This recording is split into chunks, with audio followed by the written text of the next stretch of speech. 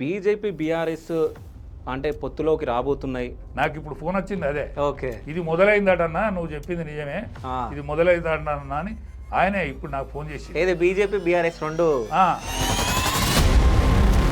పవన్ కళ్యాణ్ నాయకత్వంలో జరుగుతుంది. పవన్ కళ్యాణ్ కళ్యాణం మొన్న పురపాలక సంఘ ఎన్నికలనే ఆయన వచ్చేది ఉండే. ఈ దుర్మార్గుడు కిషన్ రెడ్డి రానిలే. ఖచ్చితంగా 3 ఏళ్లకు ఒక బీసీ ముఖ్యమంత్రి అవుతాడు. ఇక్కడ హరీష్ రావు నాయకత్వం వహిస్తాడని నేను అనుకుంటాను. పెద్ద మోసగాడంటే Venkaiah Naidu.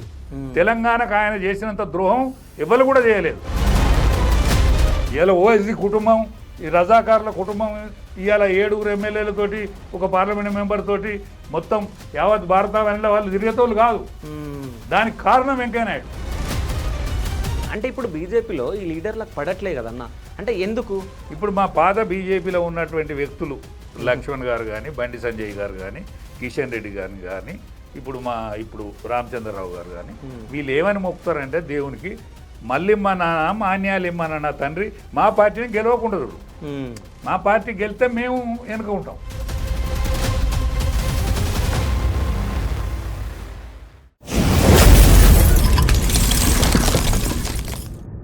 Hi, welcome to Shiva studios. నేను మీ శివ చౌదరి. సో ప్రస్తుతం తెలంగాణలో రాజకీయ పరిస్థితులు ఎలా ఉన్నాయో మనం తెలుసుకోవడానికి మనతో పాటు స్పెషల్ గెస్ట్ ఉన్నారు. ఆ గెస్ట్ ఎవరో కాదు, కేసీఆర్ ఫ్రెండ్ కన్నెబోయిన రాజయ్య యాదవ్ గారు. నమస్తే అన్న. నమస్తే. ఎలా ఉన్నారన్న? బాగున్నా. సో అంటే తెలంగాణ రాజకీయాలు చూస్తూ ఉంటే ఇప్పుడు మొన్న సర్పంచ్ ఎలక్షన్లు అయినాయి. అసలు ఏ పార్టీకి సపోర్ట్ చేసిందో అర్థం కాలేదు. అన్ని పార్టీలు కలుపుకొని సపోర్ట్ చేసుకున్నాయి. అంటే ఈ పార్టీకి అగెనిస్ట్గా ఉందన్నట్టు అసలు లేదు. అంటే బీఆర్ఎస్ వాళ్ళు కాంగ్రెస్కి బీజేపీకి సపోర్ట్ చేయడం జరిగింది కొన్ని చోట్ల, అదేవిధంగా కాంగ్రెస్కి బీఆర్ఎస్ సపోర్ట్ చేయడం జరిగింది. ఇట్లా చాలా జరిగినాయి. సో ప్రస్తుతం తెలంగాణ రాజకీయాల గురించి మాట్లాడుకుంటే ఇలా ఉన్నాయనంటే మీరు ఏం చెప్తారన్న?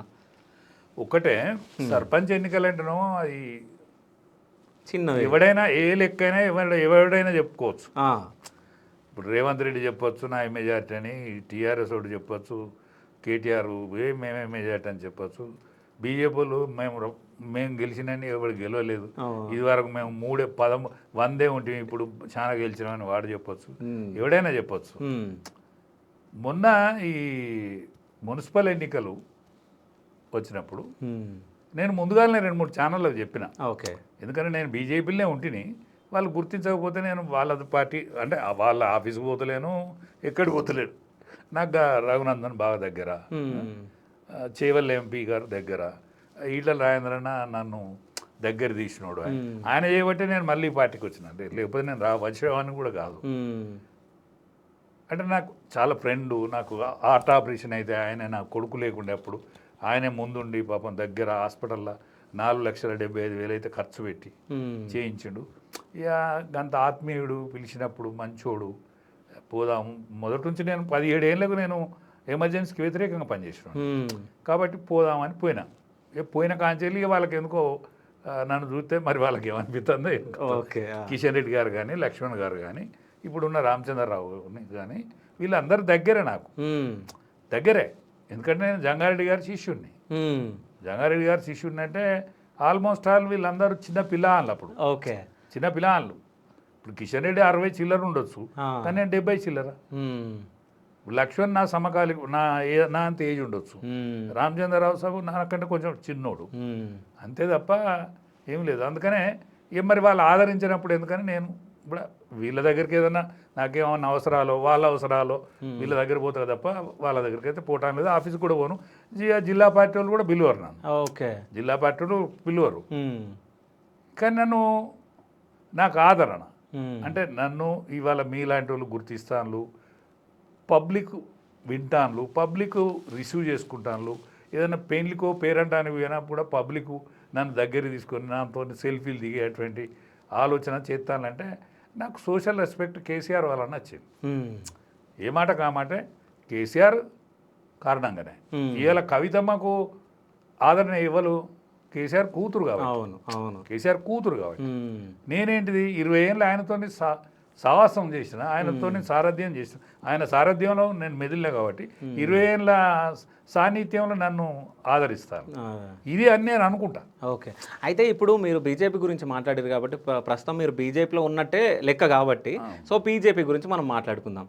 సో బీజేపీ బీఆర్ఎస్ అంటే పొత్తులోకి రాబోతున్నాయి అంటే ఆంధ్రప్రదేశ్లో పవన్ కళ్యాణ్ ఎట్లయితే టీడీపీని బీజేపీని ఎట్లా కలిపిండో సేమ్ అది ఇక్కడ చేయబోతున్నారు పవన్ కళ్యాణ్ గారు. మధ్యలో ఉండేసి రెండింటికి పొత్తు కుదిరించి మళ్ళీ ఇక్కడ 3 పార్టీలు అలయన్స్గా ఉండి నెక్స్ట్ ఎలక్షన్లోకి రాబోతున్నట్టు నాకు అందిన ఇన్ఫర్మేషన్ అన్న.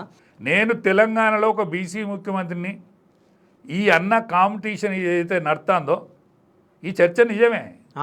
నాకు ఇప్పుడు ఫోన్ వచ్చింది అదే. ఓకే, ఇది మొదలైందటన్నా, నువ్వు చెప్పింది నిజమే, ఇది మొదలైందటన్నా అని ఆయనే ఇప్పుడు నాకు ఫోన్ చేసి ఏది బీజేపీ బీఆర్ఎస్ రెండు.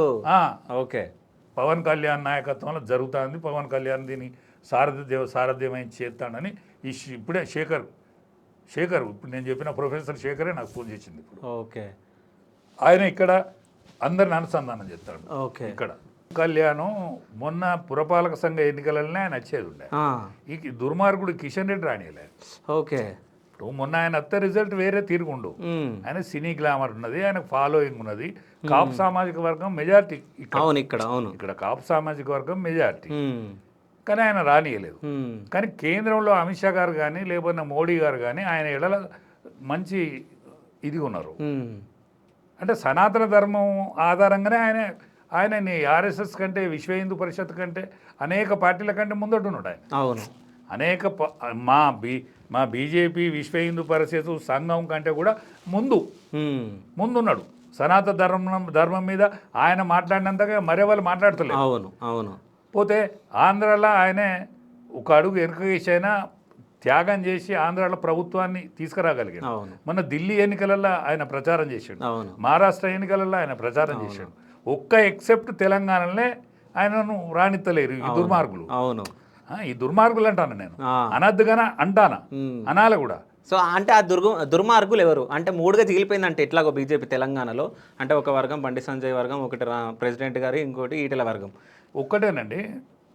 ఇప్పుడు 8 మంది పార్లమెంట్ మెంబర్లు ఉంటే 8 మందిలో 2 మాత్రమే పాత బీజేపీ వాళ్ళు. ఓకే, 2 మాత్రమే పాత బీజేపీ వాళ్ళు. లక్ష్మణ్ గారు ఇట్లా అడుక్కుంటూ వచ్చిన బాపతి వాళ్ళు బుచ్చం ఎంత వచ్చింది రాజ్యసభ మెంబర్. ఓకే, వీళ్ళు స్వతహాగా గెలిచింది ఎక్కడ లేదు, స్వతహాగా స్వతంత్రులై గెలిచింది ఎక్కడ లేదు. మరి బండి సంజయ్ గారు హోమ్ మినిస్టరే కదా, సహాయ మంత్రి అయినా ఏదైనా కూడా ఒక గౌరవము ఒక మర్యాద ఇది ఉంటుంది కదా. కరీంనగర్ గెలవగానే సరిపోయిందా? మరి మొత్తం గెలిచడానికి ఆయన ప్రయత్నం చేస్తే ఆయనకి ఏమన్నా అడ్డం పోయిందా? వీళ్ళందరినీ కలుపుకొని పోవాల్సిన అవసరం ఒక మంత్రిగా కిషన్ రెడ్డి గారికి లేదా? ఈ రామచంద్రరావు గారికి లేదా? అసలు రామచంద్రరావు గారు ఏం ముఖం పెట్టుకుని ప్రెసిడెంట్ ఉంటాడు? ఇంకా స్వచ్ఛందంగా తప్పుకోవాలి. ఇజ్జత్ ఉంటే రాజీనామా చేయాలి. ఎందుకంటే మేము బాగా పెరిగినామంటాడు. ఎట్లా పెరిగిండు? నేను అంతకంటే ముందుగాల నేను ఒక సామాన్యుడిని, అంటే నేను సామాన్య కార్యకర్తను, ఒక క్రియాశీల కార్యకర్తను మాత్రమే నేను బీజేపీలో.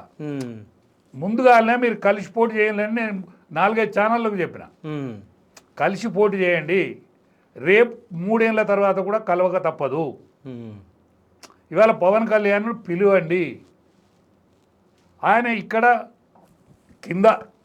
కింద ప్లానింగ్ చేసుకుంటా ఉన్నాడు. ఇప్పుడు శేఖర్ అని ఏబీవీపీ, ఓకే, శేఖర్ అని ఏబీవీపీ ఆయన బీటెక్ చేసిండు. ఓకే, చాలా మంచి క్లెవరు, ప్రొఫెసరు. ఆయన భార్య కూడా ప్రొఫెసర్. ఆయన మొన్న నాతోనే 2-3 తీసుకొని వచ్చి నాతో మాట్లాడాడు వరంగల్లో. 2-3 గంటలు మాట్లాడినాం, ఒక సిట్టింగ్ కూడా చేసినాం, ఒక ఆఫీస్ కూడా తీసుకుంటాను వాళ్ళు. అంటే ఇక్కడ రంగం అంతా సిద్ధం చేసుకుంటాను. రేపు కార్పొరేషన్ ఎన్నికలలో పవన్ కళ్యాణ్ గారు పార్టీ పోటీ చేస్తుంది. పోయినసారి కూడా ఒక 8 సీట్ల పోటీ చేశారు ఈ పొత్తులో. రేపు కలపడానికి ఈ ముగ్గురిని కలపడానికి, ఈ 2ని కలపడానికి పవన్ కళ్యాణ్ కూడా ఆయన భాగస్వామ్యం తీసుకోవడానికి ఆయన ప్రయత్నంలో ఆయన ఉన్నాడు. కాబట్టి ఇప్పుడు మీకు ఇకనైనా అంటే మీ మీద నమ్మకం లేకనే కదా పవన్ కళ్యాణ్ ముందట పెట్టింది.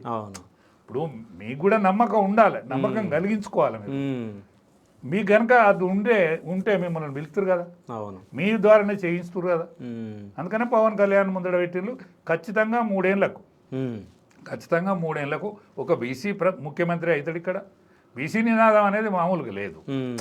ఇవాళ మాదిగ వర్గీకరణ మీద ఒక్క ప్రధానమంత్రి స్థాయి ఉన్న వ్యక్తి వాళ్ళ కుల మీటింగ్లో పాల్గొనడు, ఇవాళ పాల్గొనడా? ఇప్పటి వరకు భారతదేశంలో ఒక ప్రధానమంత్రి స్థాయి వ్యక్తి, ఇప్పుడు ఇందిరాగాంధీని మా తల్లి అనుకున్నారు మాదిగలు, వాళ్ళ తల్లిని కనిపెంచిన తల్లిని మరిచి ఇందిరాగాంధీనే మా తల్లి అనుకున్నారు.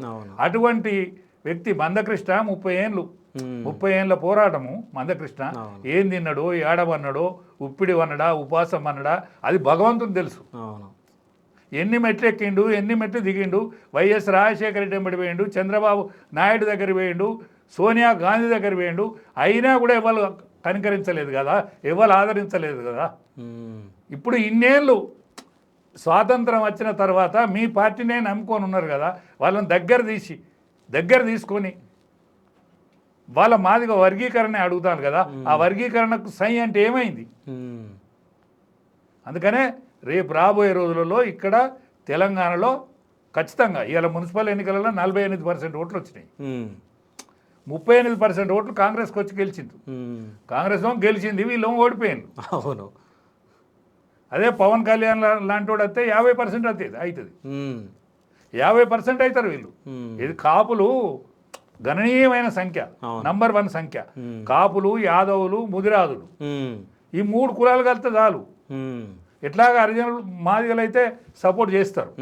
కాబట్టి ఖచ్చితంగా వచ్చేదాన్ని యావత్ భారతావనిలో ఇవాళ ముందున్నది పార్టీ బీజేపీ. ఓకే. ఎక్సెప్ట్ తెలంగాణలో తప్ప. అవును. ఎక్సెప్ట్ తెలంగాణలో తప్ప. కర్ణాటకలో ఇదివరకు పరిపాలించింది. ఇవాళ కర్ణాటకలో ఎన్నికలు పెడితే వాళ్ళే వస్తారు. హిమాచల్ ప్రదేశ్లో ఖచ్చితంగా గెలిచి తీరుతారు. ఇక ఉన్నది ఒకటేంది గిది. అచ్చా, ఎవరికి వాడే ఏమన్నా తీరైతే ఇక్కడ మళ్ళీ కాంగ్రెస్ వస్తుంది, అదే రేవంత్ రెడ్డి అవుతాడు. ఓకే. నాకు తెలిసి ఇప్పుడు జిహెచ్ఎంసీ ఎలక్షన్లు రాబోతున్నాయి మేలో. సో మేలోపు వస్తాయి నాకు తెలిసి. సో అప్పుడు నాకు తెలిసి కలుస్తారు అనుకుంటా. వీళ్ళు ఖచ్చితంగా కలిసి తీరాలి, లేకపోతే మళ్ళీ కాంగ్రెస్ వస్తుంది. ఇప్పుడు వాళ్ళు ఊకోరు, జిహెచ్ఎంసీని ఊకోరు. అమిత్ షా గారు కానీ ఇప్పుడు మోడీ గారు కానీ వాళ్ళు ఊకోరు. ఖచ్చితంగా ఇవాళ పవన్ కళ్యాణ్ ముందట పెట్టి ఈ పని పూర్తి చేస్తారు. అంతలా అయితే నాకున్నది, వాళ్ళ దృష్టిలో ఏమున్నదో తెలియదు కానీ కేసీఆర్ ఎక్కడ రాడు, కేటీఆర్ ఎక్కడ రాడు. ఇక కవితమ్మ అయితే అది ఎగిడిచిన భూతమైంది, అది ఇంట్లోకి రాదు. ఆమె ఏమన్నా కాంగ్రెస్ వెంబడే పోతే ఏది కొత్త పార్టీ పెట్టినా ఏ పార్టీ పెట్టినా కూడా కాంగ్రెస్తో బేరం ఆడుకుని రాజ్యసభ అదో ఇదో ఆడుకొని పోవాల్సిందే తప్ప ఖచ్చితంగా ఈ కార్పొరేషన్ ఎన్నికలలో ఇది జరుగుతుందని నేను భావిస్తాను. ఓకే. అంటే ఇప్పుడు బీజేపీలో ఈ లీడర్లకు పడట్లే కదన్న. అంటే ఎందుకు? అంటే అధికారం కోసమా? అంటే నేనే ప్రెసిడెంట్ ఉండే నన్ను తీసేసిరనే దానికోసమా? ఎందుకు ఈ గొడవలు? ఒక్కటే, అధికారంలోకి వస్తే పాత బీజేపీకి ఏం జరగదు, ఏం మేలు జరగదు. అధికారంలోకి వస్తే పాత బీజేపీకి ఏమీ జరగదు. ఇప్పుడు మా బీజేపీ పార్టీ దేవుని నమ్మే పార్టీ.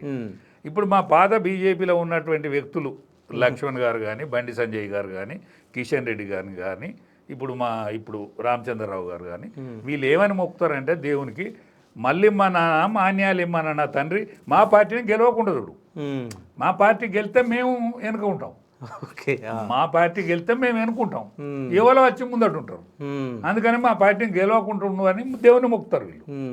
అందుకనే వీళ్ళు ఎంత మొక్కినా అది ఆగది. ఎందుకంటే పైన ఢిల్లీలో స్థలం లేదు, వాడు హర్యానా కన్నా పోవాలి, ఉత్తరప్రదేశ్ కన్నా పోవాలి. పారిశ్రామికంగా డెవలప్ అయిన ఆ వాతావరణ కాలుష్యంతో పోతే నీళ్ళ కరువు, కింద మహారాష్ట్ర ఆర్థిక రాజధాని కానీ దానికి నీళ్ళు లేవు, దానికి అటు సముద్రం స్థలం అయిపోయింది. మళ్ళీ నాగ్పూర్ బాగానే ఉన్నది కానీ దానికి ప్రాచుర్యం లభించడం లేదు. ఇప్పుడు కిందికి పోతే కలకత్తా నగరం ఇదివరకు ఉన్నంత, అంటే ఆంగ్లేయుల కాలం ఉన్నంత దాని మంచి పేరు ఇవాళ లేదు. కాబట్టి ఆడ కూడా స్థలం లేదు, ఒక పక్క సముద్రం, మిగతా స్థలం అయిపోయింది. తమిళనాడు మద్రాసుకు మంచి పేరే ఉన్నది, పారిశ్రామికంగా డెవలప్ అయిందే, కానీ కావేరి నీళ్లు కర్ణాటకను వాళ్ళిద్దరు కలిసి పంచుకోవాలి, అక్కడ కూడా స్థలం లేదు. ఐటీ హబ్గా బెంగళూరు పేరు ప్రఖ్యాతులే గాంచింది కానీ వాళ్ళకు కూడా వాటర్ ఇబ్బంది.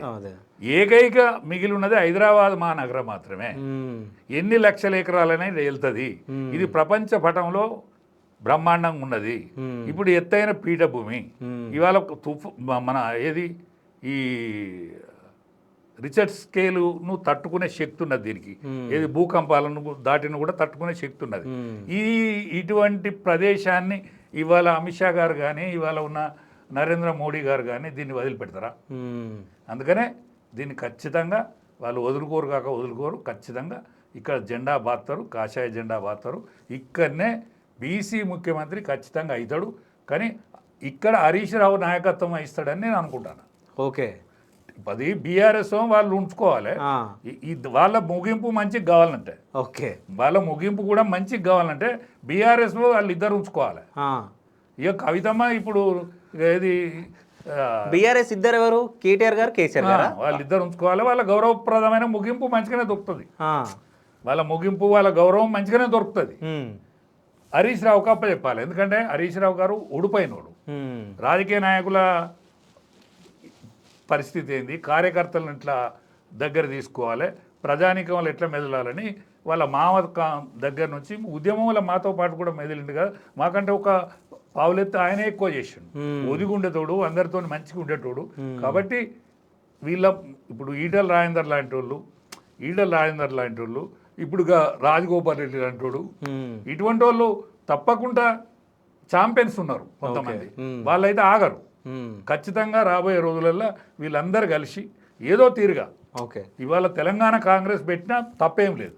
తెలంగాణ కాంగ్రెస్ పేరు విన రెడ్లు, తెలంగాణ కాంగ్రెస్ పేరు విన రెడ్లు, కాపులు ఇప్పుడు మన వీరి నాయకత్వంలో, పవన్ కళ్యాణ్ నాయకత్వంలో, పోతే సినీ ఆయన ఫాలోవర్స్ కూడా బ్రహ్మాండంగా ఉన్నారు.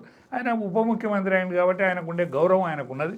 కాబట్టి రాబోయే రోజులలో ఈ విధంగా ఆయన రిజల్ట్ వస్తుందని నేను భావిస్తాను. ఓకే, అంటే మీరు ఎత్తుంటే నాకు ఒకటి అనిపించింది. అంటే ఈటెల రాజేందర్ గారు, హరీష్ రావు గారు, కోమటిరెడ్డి రాజగోపాల్ రెడ్డి, సో వీళ్ళందరూ కలిసి ఏదైనా కొత్త పార్టీ ఏం బెటరో బీజేపీ వీళ్ళని ఎక్కడికి ఏం చేయలేనిది. ఓకే, ఇప్పుడు రాజేందర్ గారు బీజేపీలో ఉంటాడు, రాజేందర్ గారు మాత్రం బీజేపీలోనే ఉంటాడు, రఘునందన్ గారు బీజేపీలోనే ఉంటాడు. ఇప్పుడు మా చేవెళ్ళ ఎమ్మెల్యే గారు కూడా బీజేపీలోనే ఉంటారు. ఇప్పుడు మా ఎంపీ డీకే అరుణ గారు కూడా బీజేపీలో ఉంటారు. వీళ్ళందరూ కలిస్తే ఖచ్చితంగా వచ్చి తీరుతుంది ఇక్కడ. అదే వీళ్ళు కలవద్దని వీళ్ళకు పాత బీజేపీలోకి ఉన్నది. ఓకే, అంటే పాత బీజేపీలో అని అంటే నాకు ఒక విషయం గుర్తొచ్చిందన్న. మార్నింగ్ నేను మా డాడీ తోటి మాట్లాడినా మీ గురించి, ఈరోజు ఇట్లా ఇంటర్వ్యూ ఉంది అన్నది అది అని చెప్పేసి. అంటే సరే అంటే నాకు ఒకటి తెలిసింది, అది అడుగు అని అన్నాడు. అది అడుగుతున్నా. అంటే పాత బీజేపీలు ఎవరైతే ఉన్నారో వాళ్ళందరూ మిమ్మల్ని అన్న అని చెప్పేసి మీ కింద అంటే మీకు ఏదో పనులు చేస్తున్నానంట, నిజమేనా? అంటే ఛాయలు అందించుడు అవి ఇవి. అంటే ఒకటే కిషన్ రెడ్డి గారు ఆఫీసులు ఉండేటోడు. ఓకే, కిషన్ రెడ్డి గారు ఆఫీసులు ఉండేటోడు. ఆఫీసులు ఉన్నప్పుడు జంగన నేను ఇద్దరం కలిసి వచ్చేది. ఆఫీస్ చిన్న క్వార్టర్లు ఉండేది. ఓకే, ఒక ఎమ్మెల్యే క్వార్టర్లు ఉండేది. అది జంగారెడ్డి గారికి ఎమ్మెల్యే క్వార్టర్ ఉండే, నాయుడు గారి క్వార్టర్నో లేకపోతే మన ఆలయ నరేంద్ర గారి క్వార్టర్నో ఉండేది. నరేంద్ర గారి క్వార్టర్లు ఉండేది. అది కిషన్ రెడ్డి గారు ఉండేది. కిషన్ రెడ్డి గారు ఉంటే జంగన్న అంటే అందరూ ఆనాడు. అవును, ఇప్పుడు ఆయన 67లో గెలిచిండు, 78లో గెలిచిండు, 72లో ఓడిపోయిండు, 78లో గెలిచిండు. అంటే జ్యోతి గుర్తుతో గెలిచిండు, రైతు నాగల గుర్తుతో గెలిచిండు, మళ్ళా కమలం గుర్తుతో గెలిచిండు ఆయన. అచ్చా ఇద్దరే ఎంపీలు ఉన్నాడు జంగారెడ్డి గారు ఎంపీ. ఇద్దరే ఎంపీలు ఉన్నప్పుడు జంగారెడ్డి గారు ఎంపీ. అయితే జంగన్నకు ఛాయ్ పట్టుకొచ్చేది కిషన్ రెడ్డి గారు. అంటే మేము కూడా అందరం కలిసే తాగేది కదా. అంటే అట్లా అలాంటి పరిస్థితులు ఉండే. అచ్చా బీజేపీలో ఏంటంటే చిన్నోని నుంచి పెద్దోని వరకు సమభావంగా ఉంటారు. చిన్న కార్యకర్త నుంచి మొదలుకుంటే, చిన్న సంఘ కార్యకర్త నుంచి మొదలుకుంటే ఎంత పెద్ద లీడర్కైనా సమాన గౌరవం ఇచ్చుకుంటూ ఉంటారు. అంటే ఏజ్ని బట్టి, సర్వీస్ని బట్టి వాళ్ళకు ఉండే గౌరవాలు వాళ్ళకు ఉంటాయి. ఇదే వెంకయ్య నాయుడు జంగారెడ్డి గారు ప్రెసిడెంట్ పోటీ చేస్తే వాళ్ళ ఏడ్చిండు. అరే ప్రెసిడెంట్ ఎందుకు ప్రెసిడెంట్ నాకెందుకని ఆయన విత్డ్రా చేసుకున్నాడు. ఆయన విత్డ్రా చేసుకోకపోతే ఆయన ప్రెసిడెంట్ అయ్యేతోడు కాదు. వెంకయ్య నాయుడు ప్రెసిడెంట్ అయ్యేతోడు కాదు. ఆనాడు జంగారెడ్డికి ఉన్న ఇన్ఫ్లుయెన్స్కును వెంకయ్య నాయుడుకి ఎంత 3 పాయి చెప్పాయి గాడు, 3 పాయి చెప్పాయి. పెద్ద మోసగాడు అంటే వెంకయ్య నాయుడు. తెలంగాణకు ఆయన చేసినంత ద్రోహం ఎవరు కూడా చేయలేదు. 3 రాష్ట్రాలు ఇచ్చిన రోజు 4వ రాష్ట్రంగా ఇచ్చేదే. ఒక్క ఓటుకు 2 రాష్ట్రాలు అంటేనే ఓట్లు వేసిండు ఆనాడు. ఆనాడు ద్రోహం చేసిండు. ఈ దుర్మార్గుడు. ఓకే. కేసీఆర్ కుటుంబం వీళ్ళకి వచ్చేది కాదు. 1200 మంది బలిదానాలు అయ్యేతోళ్ళు కాదు. ఈయన కుట్ర కుతంత్రంతో కాలే. 7 మండలాలు కూడా ఈయన వల్లనే పోయినాయి. ఇప్పుడు పార్లమెంట్లో బిల్లు పెట్టిన రోజు నేను అక్కడనే ఉన్నా. కేసీఆర్ గారు నేను ఒకటే రూములో ఉన్నాం. ఓకే. పార్లమెంట్లో బిల్లు పెట్టే రోజు చర్చ జరుగుతుంది. సుష్మా స్వరాజ్ నేను శిరోముండనం చేసుకొని పార్లమెంట్ ముందట ధర్నా చేస్తానని గట్టిగా చెప్తే అప్పుడు సోనియా గాంధీ మరి మా వాళ్ళే పోవాంబులు ఎత్తాను, మీరు కనుక సమర్థిస్తానంటే నేను బిల్లు పెడతా అన్నది. నేను అన్నా మా కేసీఆర్ తోటి, అన్న మనం మీరు పోవాలి కదా అంటే, నేను పోతే ఊదు కాలేదు పీరు లేదు ఒక్క పూసి కానీ నేను ఏమైందన్న సుష్మా స్వరాజ్కి గదిరిచి పెడతాంది, సోనియామ్మ బిల్లు పెట్టక తప్పదు. అక్కడ మీరా కుమారి స్పీకర్ ఉన్నది. 3 అమ్మలు కడితే ముచ్చటగా తెలంగాణ వచ్చింది. ఈ ముండా కొడుకులు ఒక్కడు కూడా సుష్మా స్వరాజ్ బొమ్మ చిన్నమ్మగా ట్యాంక్ బండి మీద పెడితే ఏమైంది? ఇప్పటి వరకు మాట్లాడరు, ఒక్క మనిషి మాట్లాడాడు సుష్మా స్వరాజ్ గారి గురించి. ఒక్కరు కూడా మాట్లాడరు. తెలంగాణలో సుష్మా స్వరాజ్ ఫేస్ పెట్టుకొని జిల్లాకు కూడా పెట్టాలి ఆమె విగ్రహం. కానీ ఇంకా వెంకయ్య నాయుడుకు భయపడతారు. సో అంటే పెట్టనియడైనా అంటే ఏమన్నట్టు అంటే ఇప్పుడు తను ఉన్నంతసేపు తనే ఉండాలి. ఇప్పుడు మిడ్-టర్మ్ పోల్ వచ్చేటివి కాదు. వాజ్పేయి గారు ఏరోడ్రామ్కి పోయిన వాజ్పేయి గారిని వాపసు పిలిపించి అద్వానీ గారి మీద ఇన్ఫ్లుయెన్స్ చేసి ఇప్పుడు చంద్రబాబు నాయుడు ఈ నాయుడు ఒక్కటి కదా. అప్పుడు తెలుగుదేశంతో పొత్తు కోసం పెంపర్లాడి ఆనాడు రద్దు చేయించింది. ఇంకా 8 నెలల్లో 10 నెలల్లో ఉండే. అప్పటి వరకు 10 ఎంపీల తోటే తేడాతోనే పోయింది. ఒక సంవత్సరం ఉంటే ఆ 10 ఎంపీలు పెద్ద లెక్క కాదు కదా, విడివిడిగా అయితే. అయితే కులగజ్జితోటి నాయుడు గారు చేసిన పురుషార్థం ఇది. అద్వానీ గారు ప్రధానమంత్రి అవుతాడు ఉండే. అద్వానీ గారి చలువతోటో ఇంత స్థాయికి వేయండు. అద్వానీ గారిని కూడా కానీ అని దుర్మార్గుడు ఈయన. ఇది అచ్చా ఈయన పాత బస్తీలో పోటీ చేసిండు. అశోక్ యాదవ్ అని మీకు తెలియదు. అశోక్ యాదవ్ అని ఈ ఓవైసీ తండ్రి మీద పోటీ చేసిండు చార్మినార్లో. 5,000 ఓట్లతో ఓడిపోయాడు. పాత బస్తీ వీరుడు, వికలాంగుడు ఆయన. 5,000 ఓట్లతో పోయాడు. ఆయన పేరు కూడా తీయరు వీళ్ళు ఇవాళ. 10,000 ఓట్లతో బద్దంపాలరెడ్డి ఓడిపోయాడు. నెక్స్ట్ టైం గెలిచేది ఉండే టికెట్ తెచ్చుకుని ఓడిపోయాడు. మళ్ళా కాళ్ళు మొక్కినా ఇయ్యలే టికెట్ వాపసు అని బద్దంపాలన పోయి కాళ్ళు మొక్కిన టికెట్ ఇయ్యలే. ఇవాళ ఓఎస్సీ కుటుంబం, ఈ రజాకారుల కుటుంబం ఇవాళ 7 ఎమ్మెల్యేలతోటి ఒక పార్లమెంట్ మెంబర్ తోటి మొత్తం యావత్ భారతావనిలో వాళ్ళు తిరిగేతోళ్ళు కాదు. దానికి కారణం వెంకయ్య నాయుడు. ఎందుకంటే మీ తరాన్ని తెలిసి ఉండాలని చెప్తాను. మా తరంలో పడ్డ బాధలు. నేను 17 ఏళ్ళకు దోతి కట్టుకొని గోడల మీద రాసిన ఎమర్జెన్సీకి వ్యతిరేకంగా. నా వయసు 17 ఏళ్ళు. మేము అనేక మంది కష్టపడ్డామండి ఆ పార్టీ కోసం. వీళ్ళు అనుభవిస్తాను. కానీ రాజకీయాలు అంటే ఇట్లా ఉంటాయని మాకు ఇప్పుడు అర్థమవుతుందన్న. అంటే లోపల అంటే బయట ఒకలాగా ఉంటారు, లోపల కుళ్ళు కుతంత్రాలతో. అరే అస్థినా అంటేనే అది. అస్థినా అంటేనే ఇవాళ పాండవుల కాలం నుంచి అస్థినా నగరం అటువంటిది. అందుకనే హస్తినాపురిని మార్చాలనేటువంటి ఆలోచన ఉండే. కానీ ఆ పిచ్చి తుగులక్ కాలంలో బాగానే చేసాడు. ఢిల్లీ నుంచి దౌలతాబాద్కు మార్చాడు. అది చలికాలం అయింది. రాంగ కొంతమంది చచ్చిపోయారు. మళ్ళీ ఈడ జత్తాన్లని మళ్ళీ అటు ఢిల్లీ పోమన్నాడు. చాలా మంది చచ్చిపోయారు. అని ఆలోచన గొప్పదే. కానీ పిచ్చి తుగులకైండు. ఎందుకంటే అక్కడ హిమపాతం, వాతావరణ పరిస్థితులు మంచిగుండయి. ఈ మధ్యలో ఉంటుందని ఔరంగాబాద్కు మార్చింది అప్పుడు. అంటే ఇప్పుడు ప్రెసెంట్ మీరు బీజేపీలో ఉన్నారు కదా అన్న, సంతృప్తిగా ఉన్నారా మరి? నేను సంతృప్తిగా లేను. ఎందుకంటే నన్ను ఎవరు పిలువరు. నేను బీజేపీలో అంటే నేను ఎవరితో కూడా దగ్గర లేను. ఈటల రాజేందర్ నాకు దోస్తు కావచ్చు, కానీ ఈటల రాజేందర్ గారి దగ్గర వేయండి వీళ్ళు పోయి మమ్మల్ని ఏది పడితే అది మేము ఏమైనా పొరపాటు చేస్తే ఏదైనా పొరపాటు మెదిలితే ఎండ కడతాండా ఇదని చెప్తే మరి ఆయన నాకు దోస్తే కానీ నాకు వినడు. ఎందుకు వినడు అనే జంగారెడ్డి గారు శిష్యుడు. కేసీఆర్ తోటి సమకాలికంగా మెదిలినోడు. అందరిట్లా ఆయన ఒకడు 5 జైలుకు పోతే ఆయన ఒకటి జైలుకు పోయిండు. అన్ని సన్నిహితంగా ఉండేది. ఆయన చెప్పిన వాళ్ళకి టిక్కెట్లు వచ్చేది అప్పుడు.